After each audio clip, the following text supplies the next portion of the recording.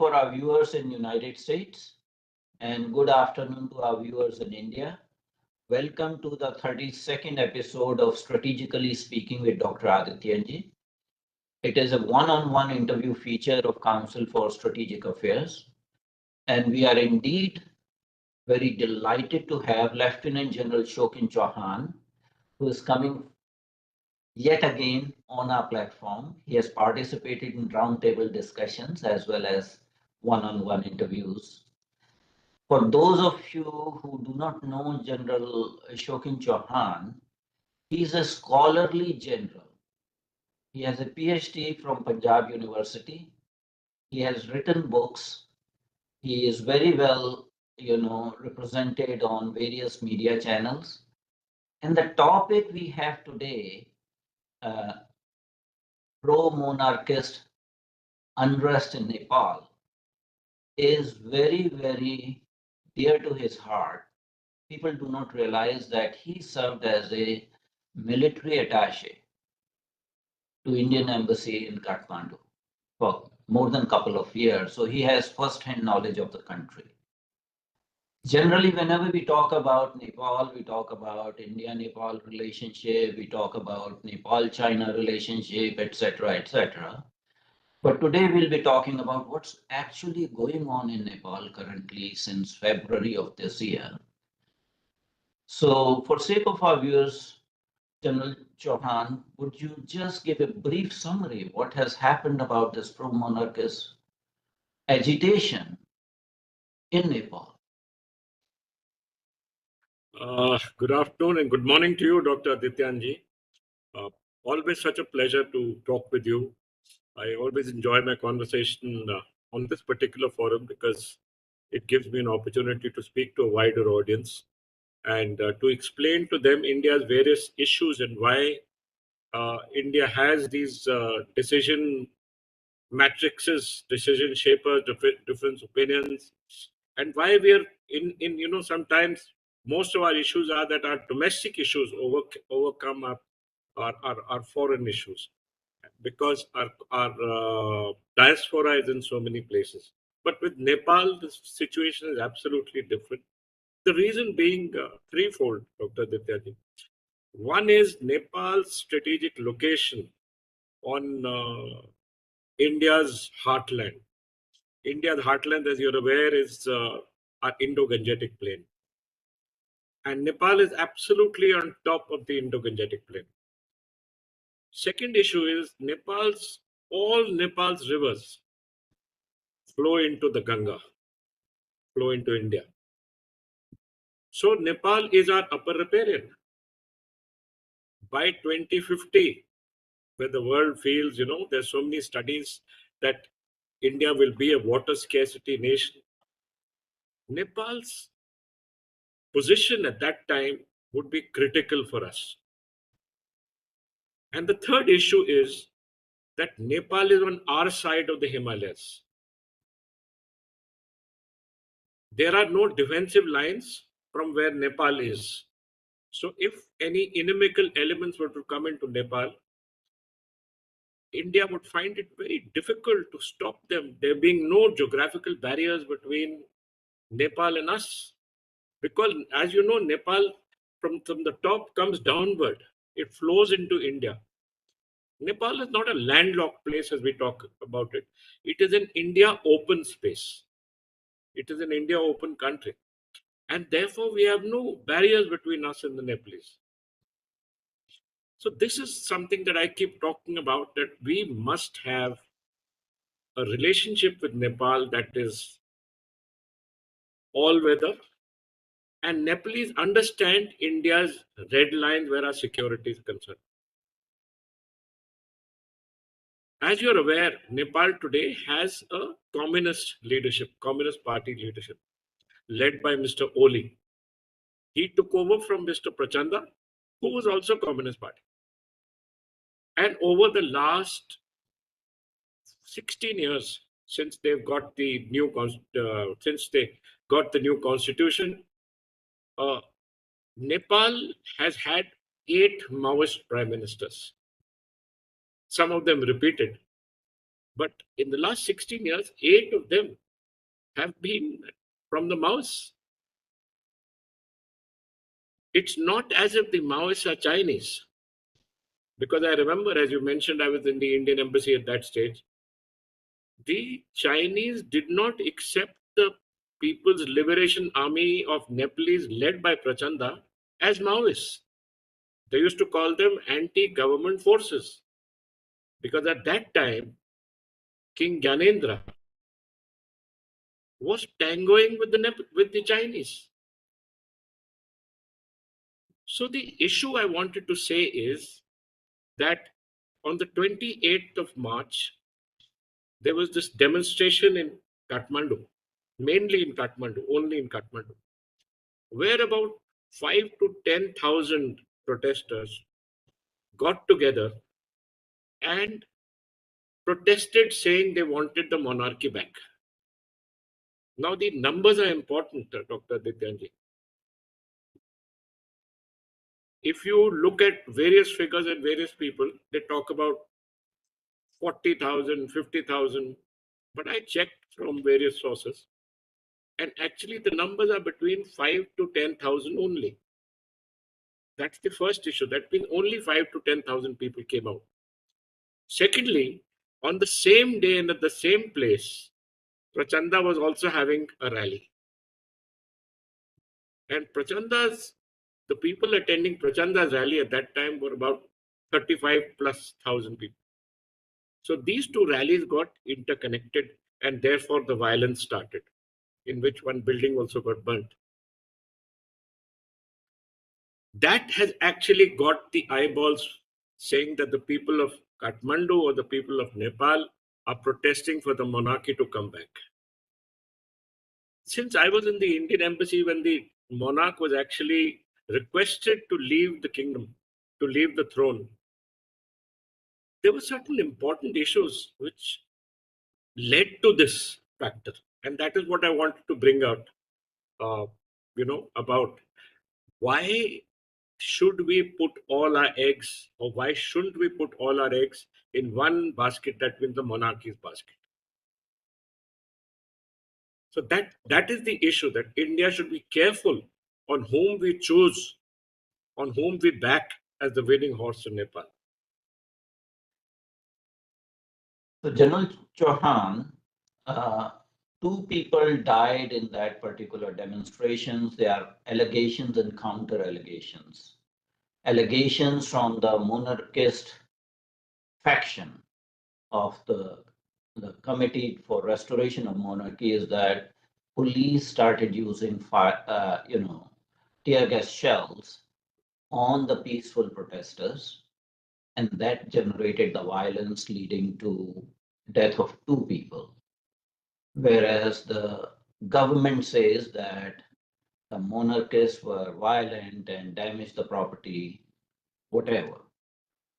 Did it make sense to have two contrasting factions have their rallies at the same time? What does that tell you about the governance and the wisdom of people who are governing that country? That is exactly, Dr. Adityanjee, why it is important for us to understand the numbers. Prachanda is today, he was the former prime minister. And I have personally seen, when I was in the embassy, when the Jan Andolan was ending and Prachanda was coming towards Kathmandu, the huge, vast crowds of people who supported him as the Jan Andolan 2, came to an end.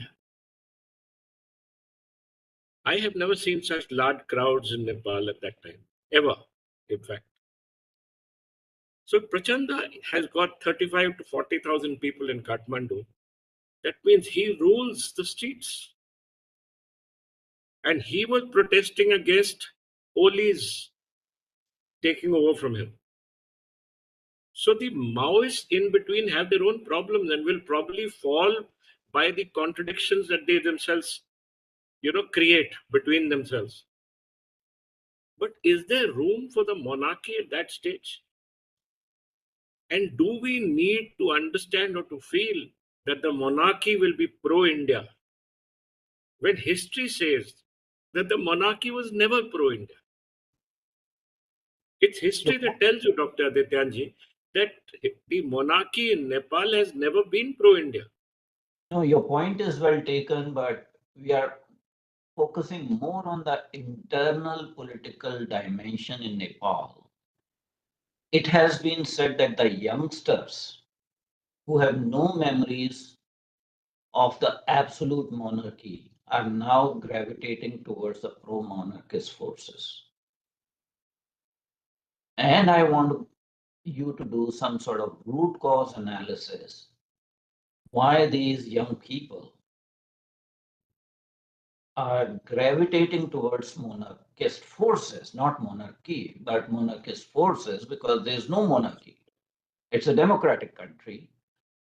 You know, what happened? You got democracy, you got a secular constitution, you got an elected government, but in last actually not 16, but almost 17 years, there have been 13 elected governments with musical chairs between KP Sharma Oli and Pushkamal Dahal. And What and is Madhav the Nepal and Madhav Nepal and yeah, Dr. Bhattarai. So, yes. exactly this is what I'm saying. I use the word they will split under the weight of their own contradictions. I have I since I studied Nepal and I've done my PhD on India Nepal relations. Prachanda's faction was the 18th split in the Communist Party of Nepal that was created around 1950. The 18th split. There is the UML, which is a larger party, which is called Ultra Marxist Leninist. In Nepali, it is called Himalaya. There is the Communist Center, there is a Maoist Center, there are so many splits. And eventually, the split will fall. And because there is no governance, Dr. Adityananji, in Nepal, people will be upset with what the governments are doing. But is monarchy is our answer? As you said, people have no memory of what the monarchy did, and many of our leadership has also no memory of what they did. But just let me take you briefly back to history. From 1950, when we removed the Rana oligarchy and uh, uh, King brought in Tribhuvan back. King Tribhuvan, and from King Tribhuvan it became King Mahendra after he died. It was King Mahendra after the 1962 war, when India needed him most, decided that he would go more towards the Chinese. So this split from India took place during King Mahendra's time, whose father we have brought back as the monarch. And he is the one who asked our Indian military mission, which was there to protect India, to prevent the Chinese from coming across the Himalayas, to leave. 1969. Absolutely. Now, if you take this particular field and you feel that you have created an asset in another country which is critical to you, which is the correct thing we did. We created something which we wanted, which we felt would support us. But what we created did not support us. And then King Birendra came. He continued this policy of pro China, or a tilt further towards China. And after he was killed and Gyanendra came, he did the same thing. During the time when King Gyanendra took over, I still remember that he had cut off all all communication with the Indian embassy. He was not talking to the Indian embassy at all. He was not talking to India. He was talking to the Chinese. The reality, General Shokin Chauhan, is that whether it was the kings or the former kings, or whether that is the elected governments, whether these are communist head of state, whether that is Nepalese Congress-headed government, Nepal has always played China card. So it does not matter whether KP Sharma only goes to China as the Absolutely. first state Absolutely. visit, whether somebody else comes, whether Prachanda comes. The problem is within the Nepalese society that they are not able to go beyond a level of incompetence. And we are seeing the results in terms of public unrest. I agree with your use of words that they are not selecting the right people. But Dr. Adityanji, where I feel is that we must interact, and this I've said at all levels, at every position and every situation where I am there, that if India is to be uh, is to create for self a space in Nepal, we have to interact with the people and give them our point of view directly, often. We have great advantages there. Our first advantage is that we have 128,000 Indian Army pensioners who are living in Nepal. 128,000 who draw monthly pension from India, which comes to around 4,000 plus crores of direct money to Nepal, a very sizable part of their GDP. Their children are children who have been studying in Indian schools, who are better educated than the rest, who are opinion shapers in their own situation, and to whom the future of that leadership of Nepal should fall. We are not creating the future leadership of Nepal, whereas the Isn't it, Chinese are shaping the future leadership, and we are isn't not it, doing that. isn't it for Nepalese to create their own future rather than India to poke her nose into Nepal's affairs? Because ultimately, Nepal is a sovereign democratic state. They have every right to elect their own government.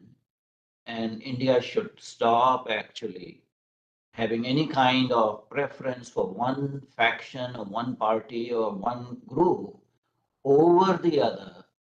Uh, Let them do their own thing. Whether it Dr. is Dityanji, yeah, Rashtriya I Prajatantra Party that wants to bring monarchy, whether it is Maoist, whether it is CPML, Marxist Leninist, let them handle their state, let them handle their economy, and just let them do their own thing because every time, whoever is in power, they have accused India of meddling. Even innocuous things like, sending relief supply during earthquake becomes politicized there.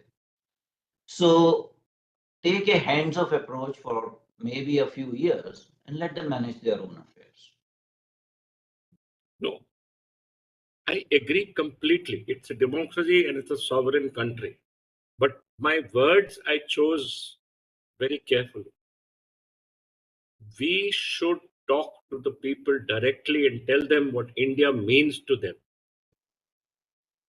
which I feel we are not doing. Sometimes a larger nation with certain red lines involved geopolitically have to explain their point of view to the people. If we help them during the earthquake, and we were there in 5 hours, I know because I was coordinating the issues in Delhi. It is because we could. Geographically, India can help Nepal more than China can ever do. We are the nation that can help Nepal in every manner, and she has very major issues. So, if the And we people know of Nepal understand that, and we know that and only Nepalese then can we understand have good that, relation with them. but their governments keep on playing politics. Because I feel that we are unable to explain our point of view. And the whole idea is that when we say, and I've heard a lot of places that monarchy in Nepal is good for India, No, it's not. I am, I, I have been there when the monarchy was there, and they weren't. So let us see what is good for India. After all, being an Indian, I would like that the nations in my periphery are also part of our security infrastructure. These are critical nations, whether it is Sri Lanka or Nepal or Maldives. These are critical nations to India, and they must understand how important they are to us. I think Nepalese people in any democratic election, if Gyanendra were to contest the election, probably will not give majority. Absolutely. I agree completely. I agree completely. He would not. And let me give you a small anecdote of this. King Gyanendra was the king at that time, and his dynasty has started from the district of Gorkha in Nepal, which is around 120 odd kilometers from Kathmandu. During the time when King Gyanendra had taken over Nepal, the Indian embassy decided to hold a meeting with our ex-servicemen in Gorkha district.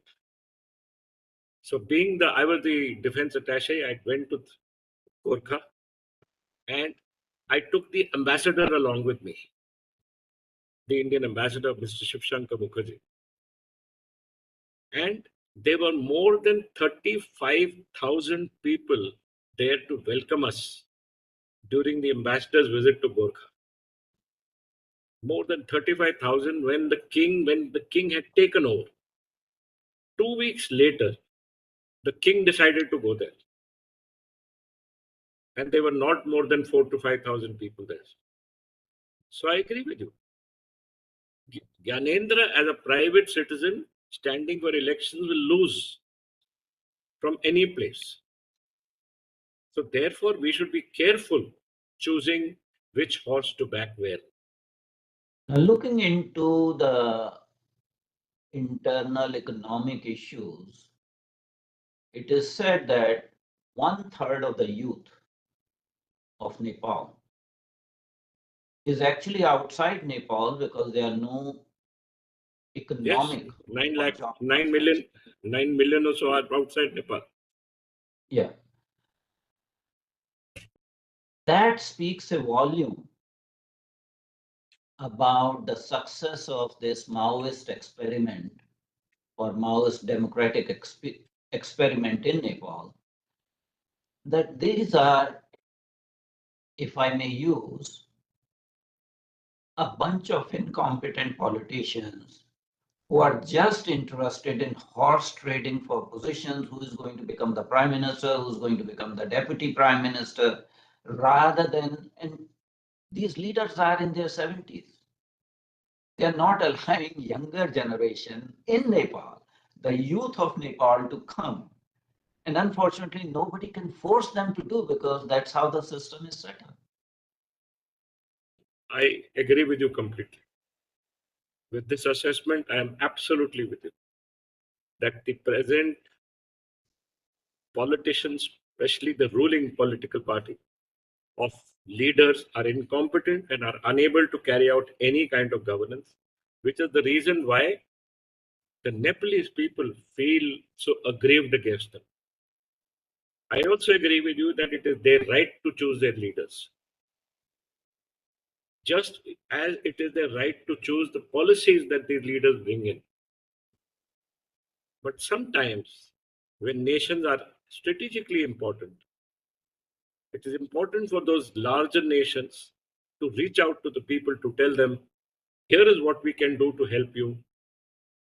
Please bring in political parties or leaders who can deal with us and we have a win win situation with each other. So democracy is a beautiful thing, but democracy has its warts also. in any democracy, there is no perfect democracy.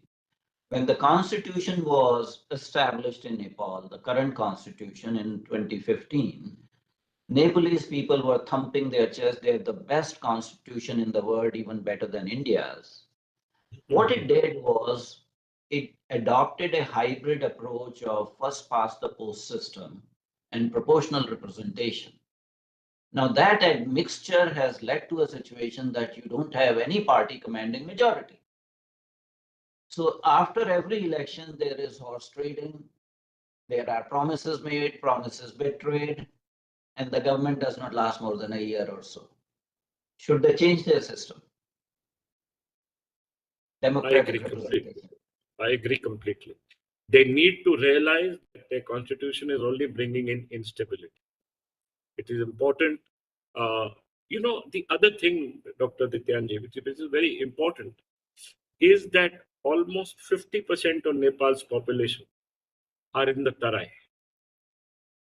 And despite 50% of the population being in the Tarai, the way they have shaped their districts has ensured that no parties from the Tarai can ever have any kind of, uh, any degree of power So because again, they have mixed population.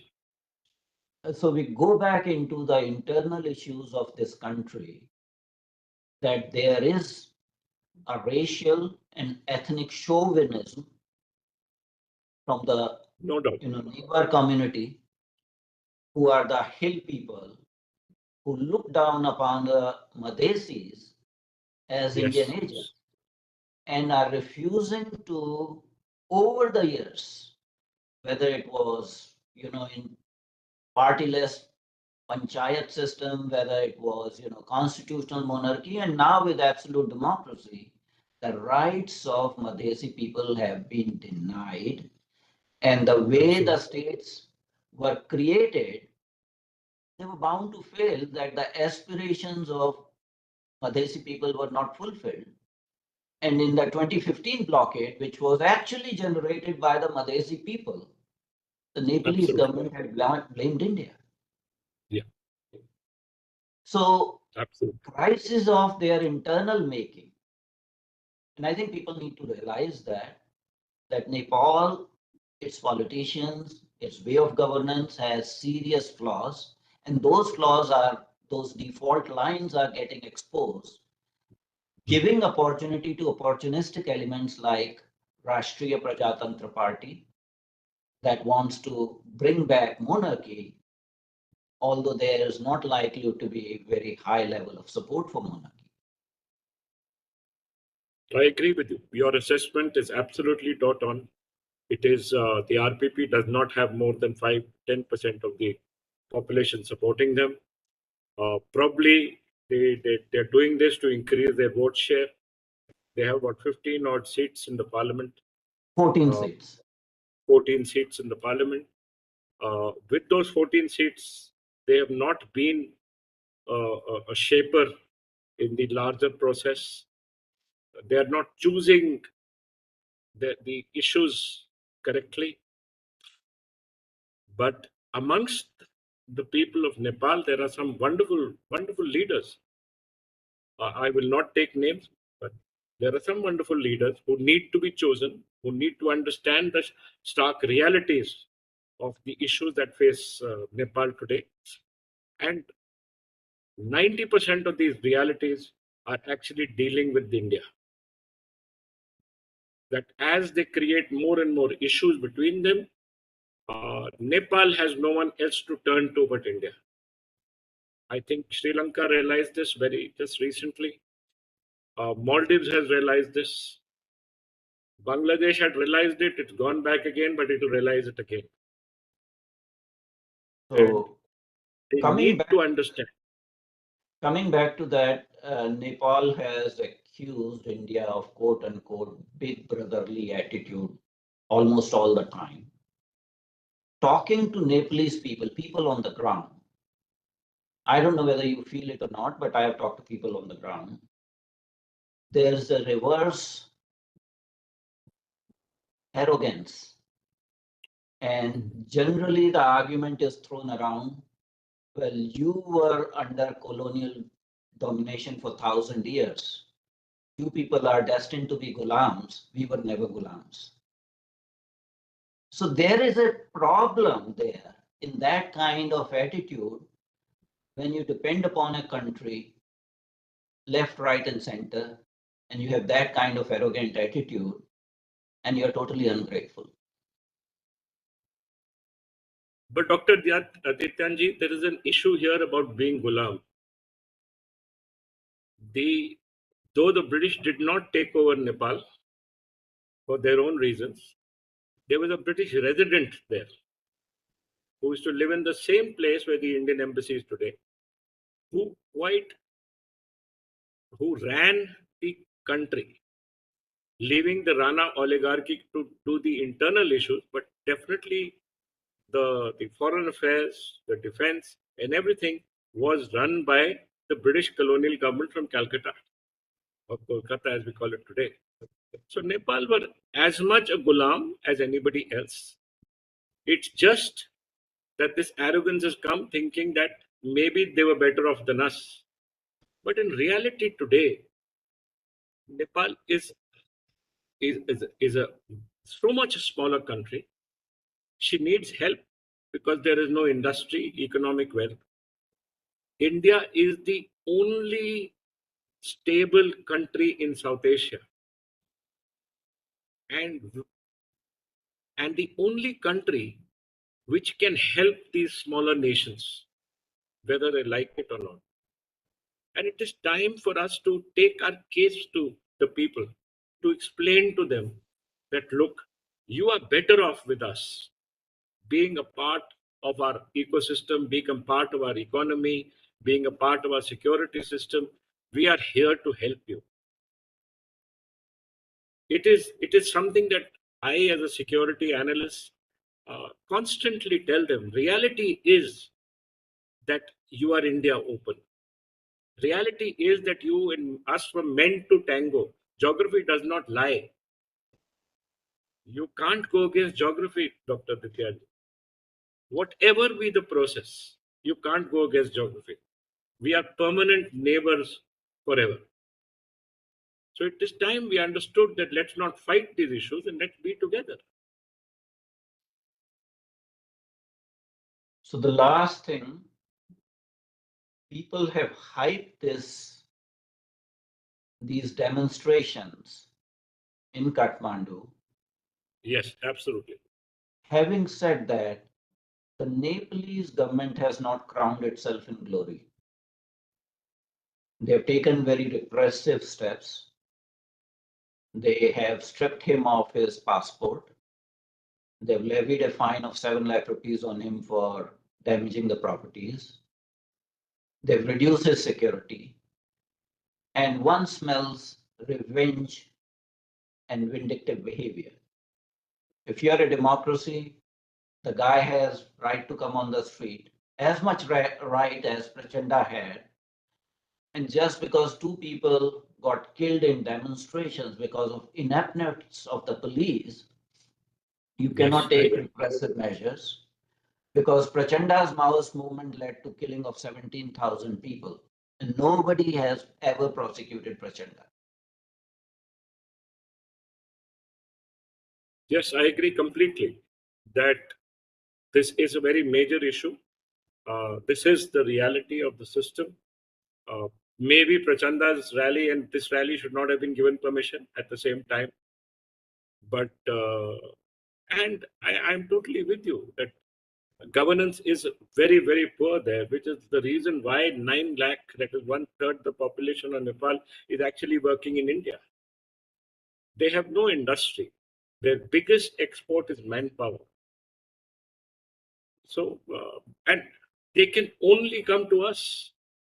And this is an issue that we have to take to them, saying, you are open to us. We are the only country that allows you full employment in any part of our government.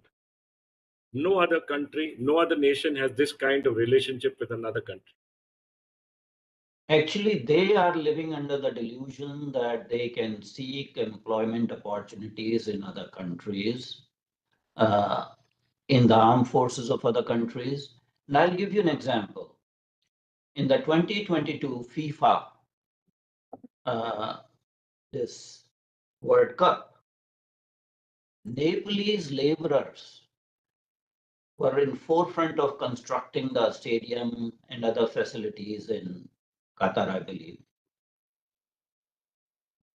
1,200 boys of Nepalese origin died of dehydration, starvation, poor labor conditions. It is a shame on the Nepalese government that your own boys are going to that kind of harsh situation and you can't do anything and you keep on They blaming can't do India. it. I agree completely with that. That they have no diplomatic power at all. Absolutely none, because it's a lightweight country,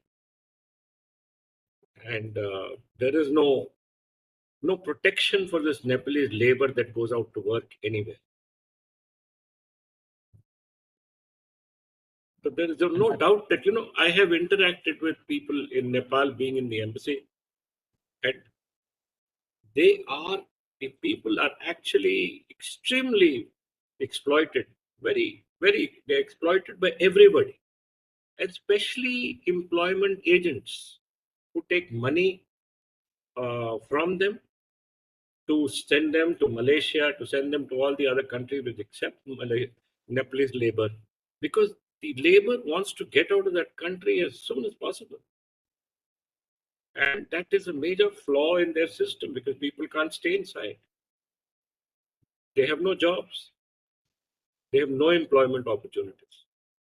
And there will be a time, Dr. Adityanjee, they will protest against the government. So I would, you know, be that Nepal is in for a moment of lot of instability in the future, and anything can happen.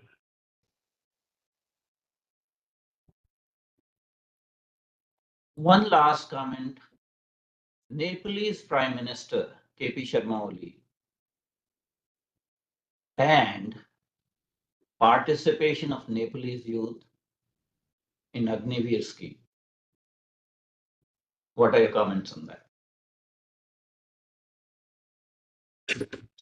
You see, Agniveer is our recruitment policy. It's a country is allowed to have its recruitment policy, and it's our recruitment policy. And our tripartite agreement that we have with Nepal and Britain is that we will treat them equally. So we are treating them equally to join us at any time. We have not said the recruitment is closed, but the Prime Minister of Nepal has decided to close this. But Dr. Adityanjee, I'll take my mind back to when I was the DA there. One of the issues that the Maoists had, and I remember out of those 9 points and then 21 points and then 31 points that Prachanda gave, was the stoppage of this recruitment. So Maoists have always felt that this recruitment is not pro the people. They are losing out on employment opportunities because we are willing to take them at any time. And if Nepal is getting 4,000 plus crores from us, Indian rupees, into the Nepalese monetary system, part of their GDP, they are the ones who are losing, because India has a large manpower and we can easily offset this loss of 1,100 plus Nepalese whom we used to recruit and give an opportunity for employment to them. So it is an issue where I feel they are being misled by their people, and this is going to hit them very hard, because after a certain while this money of pension will not come in. Right now it's not affecting them, but after a while it will affect them. So it's a proverbial case of cutting your nose to spite your face. Absolutely. Thank you very much indeed, Lieutenant General Shokin Chauhan. It was a pleasure to talk to you. We got to talk about issues that nobody talks about, deeper Yes, issues, Dr. in the society of Nepal. That's right. So I'm very pleased Thank that you. we had this session. Thanks a lot, sir. Thank you. I actually always enjoy talking with you because of your knowledge and because we're able to have a dialogue of, and you bring out points that are very important to be brought out and for people to know how relations between countries are conducted, should be conducted, and what the people should actually know. So thank you so much for calling me on the show. It's always such a pleasure. Thank you. Let's hope that saner wisdom prevails in Let's Nepal. hope. Yes. All the Thank you, good Doctor. wishes to people of Nepal. Thank you. Thank you. Bye-bye.